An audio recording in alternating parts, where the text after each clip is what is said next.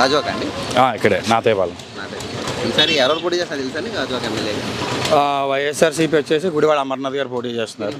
TDP నుంచి పల్లా శ్రీనివాసరావు గారు పోటీ చేస్తున్నారు. ఎవరు గెలుస్తారంటారు? ఎవరు గెలిస్తే బాగుంటుంది అంట గాజువాక డెవలప్మెంట్? అంటే మాకు ఎవరు గెలిచినా జగన్ గెలాలండి. జగన్ అది జగన్ రావాలంటే ఇక్కడ అమర్నాథ్ గారు గెలవాలి. అవునా? అది మాకు ఒకటే ఎజెండా, జగన్ గారిని అక్కడ సీఎం చేయడం. అవునా? అది దానికి ఏంటంటే ఇక్కడ ఉన్న ఎమ్మెల్యేలని గెలిపించుకోవడం అనేది ప్రతి ఒక్క ఓటర్కి ఉన్న బాధ్యత గాజువాక నియోజకవర్గం సంబంధించి. అవునా? అది ఎందుకు అమర్ గారు కోట్ వేయాలంటారు? అమర్ గారు పరిస్థితి ఏంటంటారు ప్రస్తుతానికి గాజువాకలో?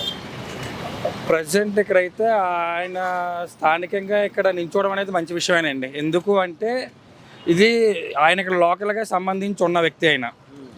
సో ఈసారి మన లాస్ట్ అనకాపల్లిని ఎలా డెవలప్ చేశారో ఆ రోడ్లు ఇవన్నీ అవే చెప్తే మనం ఏం చెప్పక్కర్లేదు ఒకసారి వెళ్తే. అలాగే ఇక్కడ కూడా గాజువాకని కూడా అభివృద్ధి చేస్తారని ఇంకా ఏమన్నా తీసుకురావాల్సి ఉన్నాయి సరే ఆయనే ఇంకా తీసుకొస్తారని నమ్మకం అయితే ప్రజల్లో ఉందని విశ్వసనీయంగా మేము నమ్ముతున్నాం. అదైతే వాస్తవం. అది మా టాక్ నడుస్తుందా అమర్ గెలిచే అవకాశాలు ఉన్నాయని ఏమన్నా? అమర్ గారు గెలిచే అవకాశాలు అయితే పుష్కలంగా ఉన్నాయండి. ఎందుకంటే ఆయన జగన్ గారు వెనకాల ఉన్నారుగా.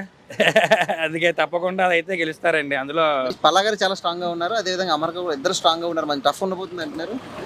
అది జూన్లో మనకు తెలుస్తుంది సార్. కానీ ప్రజలైతే వైఎస్ఆర్సీపీ జగన్ గారు అమర్నాథ్ గారి పట్ల అయితే ఉన్నారని నేను విశ్వసనీయంగా నమ్ముతున్నాను సార్. అందులో డౌటే లేదు. మీ సపోర్ట్ మాత్రం అమర్ గారికి అంటారు? తప్పకుండా గెలిచే అవకాశాలు ఉన్నాయండి. ఉన్నాయండి. ఉన్నాయా?